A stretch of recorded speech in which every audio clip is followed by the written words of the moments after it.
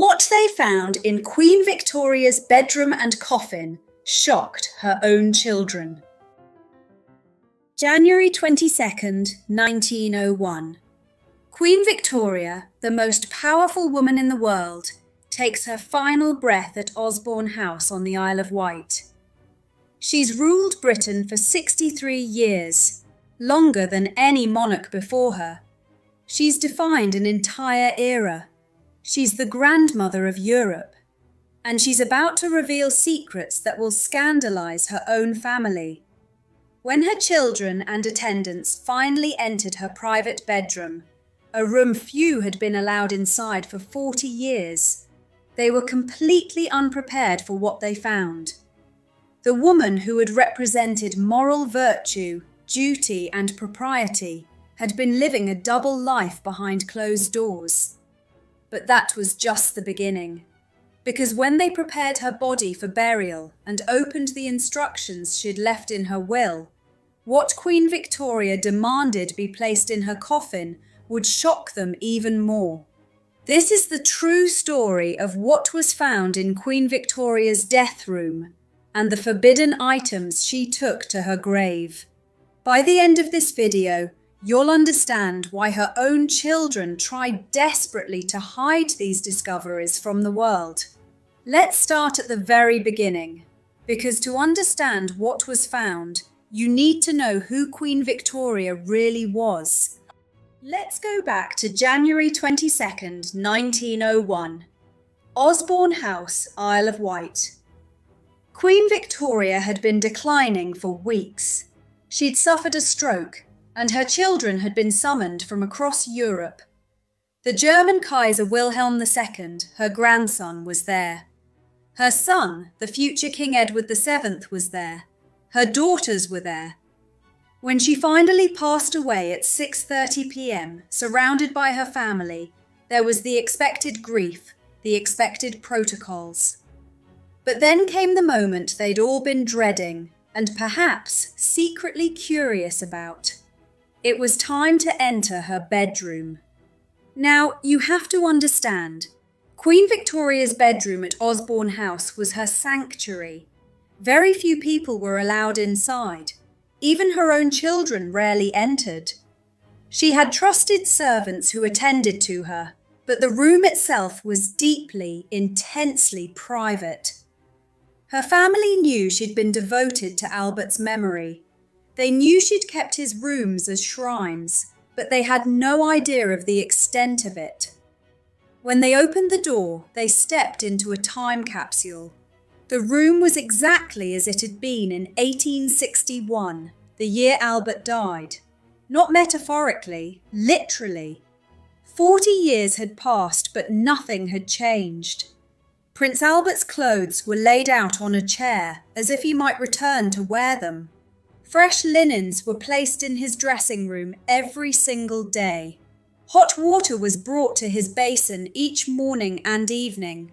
His pocket watch sat on the nightstand, stopped at the exact time of his death. Every single day, for 40 years. Her children walked through the room in stunned silence. Their mother hadn't just memorialized their father. She'd been living as though he might walk through the door at any moment. But that was just the beginning. On her bed, they found Prince Albert's dressing gown laid out beside where she slept. Servants would later reveal that Queen Victoria slept every single night clutching one of Albert's nightshirts. The family expected this. It was extreme, yes, but understandable. Their mother had loved their father deeply. This was grief, preserved in amber. But then they started finding other things. Photographs. Everywhere. Not just of Prince Albert, though there were plenty of those, but photographs of someone else. Someone who made Queen Victoria's children extremely uncomfortable. John Brown. Now, if you don't know who John Brown was, let me tell you.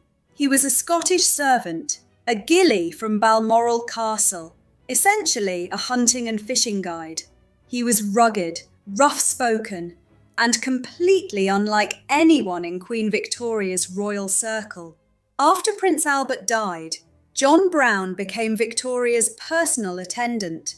Officially, he was her servant, but the relationship was unusual.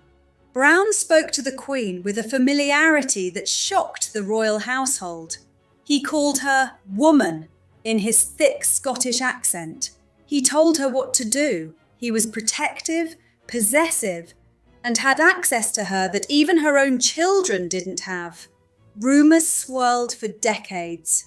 Had Queen Victoria secretly married John Brown? Were they lovers? The press called her Mrs. Brown. Political cartoons mocked the relationship. Her own family was embarrassed and angry. Victoria always insisted the relationship was proper. John Brown was loyal, she said. He was honest. He reminded her of happier times in Scotland with Albert.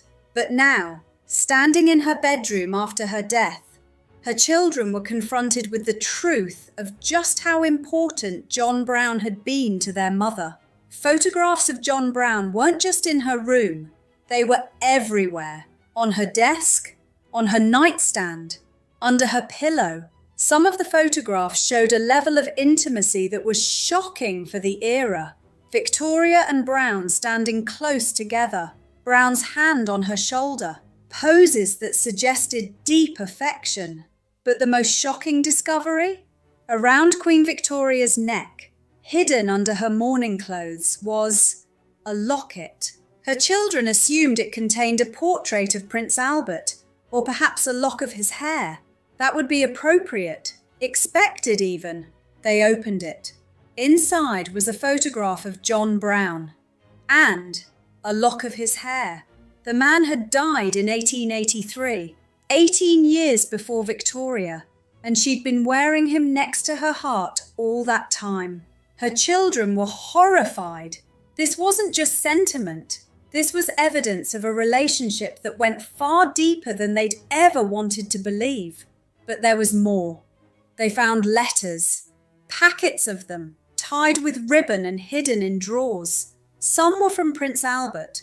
Those were expected, but many others were from John Brown. The content of these letters has never been fully revealed, because what happened next changed everything. But servants who saw them reported that they were affectionate, intimate, and completely inappropriate by Victorian standards. Queen Victoria had written back. Her letters to Brown were equally warm, equally devoted. One servant later reported that Victoria had referred to Brown as her dearest friend, and had written that he alone understood her heart. The royal family was facing a potential scandal of enormous proportions. The virtuous Queen Victoria, the moral compass of the empire, had been in love with her Scottish servant. But they still didn't know the worst of it, because hidden in Queen Victoria's personal papers, they found her will. And in that will, there were instructions for her burial. Instructions that would shock them even more than anything they'd found in her bedroom. Royal funerals follow strict protocols. Everything is planned, everything is proper, everything is public. Or at least, it appears to be. But Queen Victoria had left very specific, very private instructions, and she'd entrusted these instructions to her personal physician, Dr. James Reed, and her dressing maid, not to her children. Why? Because she knew her children would never allow what she wanted. Dr. Reed was sworn to secrecy. He was to prepare Queen Victoria's body personally, and he was to place certain items in her coffin before her family saw her. These items were to be hidden under flowers, under cushions, beneath the visible layer of her burial clothes. Let me tell you what Queen Victoria demanded be buried with her. First, obviously, items from Prince Albert. That was expected and appropriate. His dressing gown was placed in the coffin. Photographs of Albert, letters from Albert, a plaster cast of his hand which she'd kept by her bedside for 40 years. Her family would have approved of all of this. This was the grieving widow, eternal in her devotion. But then came the hidden items. Photographs of John Brown. Multiple photographs, placed carefully where her children wouldn't see them, but where they would rest with her forever. Also a lock of John Brown's hair, placed in her left hand. Not Albert's hair, Brown's hair, in her hand. One of John Brown's rings. And letters. Letters from John Brown, tied with ribbon, tucked beside her. Dr. Reed followed her instructions exactly. He placed these items carefully, then covered them with flowers and the white funeral pall, so that when Victoria's children saw her body, they would see only what was appropriate. But it gets even more complicated. Queen Victoria had also requested that items from other people in her life be buried with her. Shawls, handkerchiefs, small mementos from her children and grandchildren. But these were placed in specific positions. The items from John Brown were placed closest to her body, next to her heart, in her hands. The items from Albert were visible, respectable, appropriate. The items from her children were, well, they were there, but not as intimately placed. Think about what this means. Queen Victoria, in death, arranged herself to be with both the men she had loved. Albert, her husband, her public love, and John Brown, her private companion, her secret. She'd lived for 40 years mourning Albert publicly while depending on Brown privately. And in death, she wanted them both. But the instructions didn't end there. Queen Victoria left explicit orders that her coffin was to be lined with white satin, and that a specific photograph was to be placed where only she would see it, where no one else would know. That photograph? John Brown. Placed so it would be facing her. Dr. Reed later wrote in his private diary that carrying out these instructions was one of the most difficult tasks of his life. He knew he was enabling something that would devastate the royal family if they ever found out. And here's the thing, they did find out. Eventually, some of the servants talked. Dr. Reed's notes were eventually discovered. The story leaked out over the years, though the royal family tried desperately to suppress it. But before we get to that, there's one more thing that was found in Victoria's rooms that we need to talk about, because it might be the most revealing discovery of all. Queen Victoria was a prolific writer. She kept detailed diaries for almost her entire life, from the age of 13 until just days before her death. We're talking about thousands of pages. She also wrote tens of thousands of letters to her children, to other monarchs, to advisors, to friends. Queen Victoria documented everything. So, naturally, when she died, her family found an enormous collection of personal writings. And they were terrified. Her youngest daughter, Princess Beatrice, was appointed as the executor of Victoria's literary estate, and Beatrice's job was to edit her mother's diaries. But edit is a very gentle word for what actually happened. Beatrice systematically went through every single diary entry. She copied out what she considered appropriate, boring out anything controversial, anything too personal, anything that might embarrass the royal family. And then she burned the originals. We don't have Queen Victoria's actual diaries. We have Beatrice's sanitized version. Entire years are condensed into a few bland paragraphs. Anything about John Brown was removed. Anything too intimate about Albert was removed. Anything politically controversial was removed. Historians estimate that we've lost 70 to 80% of Queen Victoria's actual words. Think about what might have been in those diaries. Victoria wrote about John Brown, we know that, because other people who saw the original diaries mentioned it. She wrote about her grief, her loneliness, her dependence on Brown. Some historians believe she wrote about whether she and Brown had married in a private Scottish ceremony, a persistent rumour that has never been confirmed or denied. We'll never know because Beatrice destroyed the evidence. The same thing happened with letters. Victoria's correspondence with John Brown was extensive. We know this because she references his letters in correspondence with other people. But almost none of Brown's letters to Victoria survive, and the few that do are formal, proper, servant-to-queen correspondence. Where are the intimate letters, the ones found in her bedroom? Destroyed. Almost certainly destroyed by the royal family. Here's what we know for certain. The royal family engaged in a systematic cover-up. They suppressed information, destroyed documents, and tried to erase John Brown from their mother's legacy. When a statue of John Brown was proposed for Balmoral, Edward VII, now king, refused. When books about Victoria mentioned Brown too favourably, the royal family pressured publishers. They even tried to buy up and destroy photographs of Brown. Why? What were they so afraid of?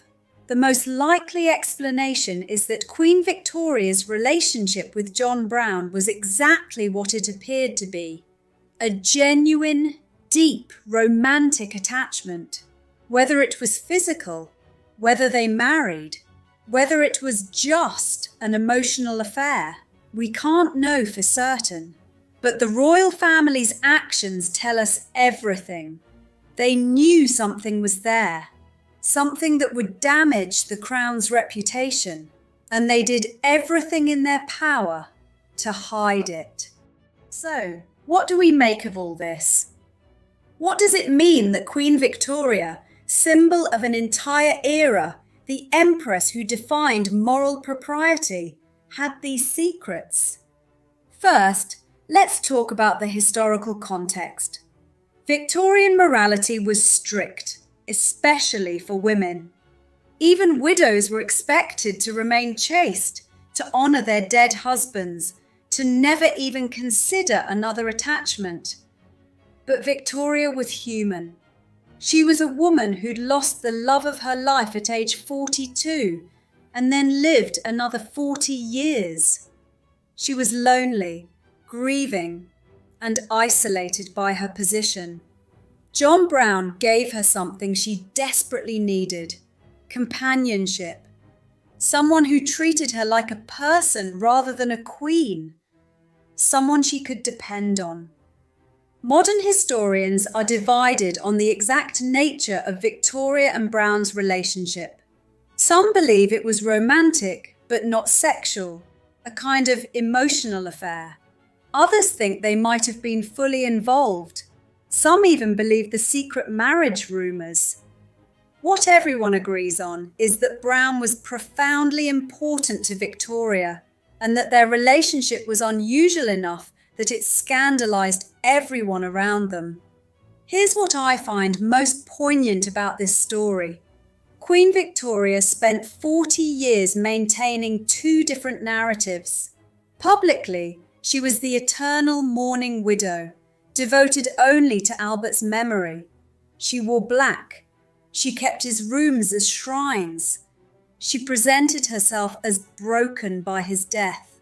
Privately, she'd found someone else who mattered to her. Someone who helped her keep living. Someone she loved enough to want him with her in death. She couldn't acknowledge this publicly. Her position, her reputation, her entire identity was built on being Albert's widow, admitting that she'd found happiness again, with a servant no less, would have destroyed everything. So she lived a double life, and she took her secrets to the grave, literally.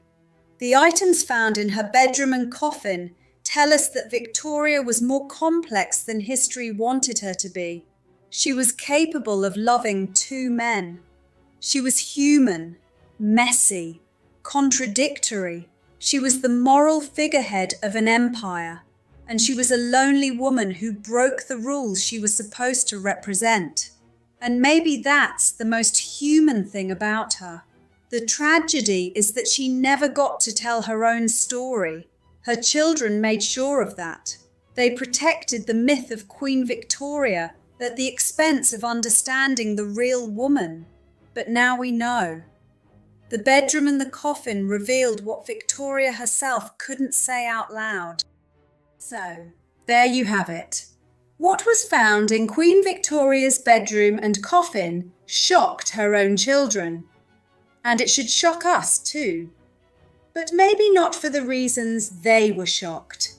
They were scandalized by the evidence of her attachment to John Brown. We should be shocked that a woman couldn't acknowledge her own feelings, that she had to hide love and companionship as if they were crimes. The Victorian era was named after her, but Queen Victoria herself was trapped by its constraints. She ruled an empire, but couldn't rule her own narrative. The bedroom and coffin were her only rebellion, her only chance to be honest about who she really was and what she really wanted. And in the end, she made sure that John Brown went with her into eternity, hidden under flowers, where her children couldn't see, but where he would always be, close to her heart. History tried to erase John Brown from Queen Victoria's story, but the items she took to her grave prove that he was always there, woven into the private truth of her life, even if the public myth said otherwise.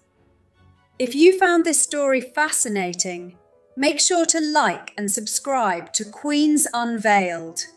We reveal the hidden truths about history's most powerful women, the stories that got buried, covered up, or rewritten. Next week, we're uncovering the dark secrets of another royal woman. Trust me, you won't want to miss it. Thanks for watching. I'll see you in the next video.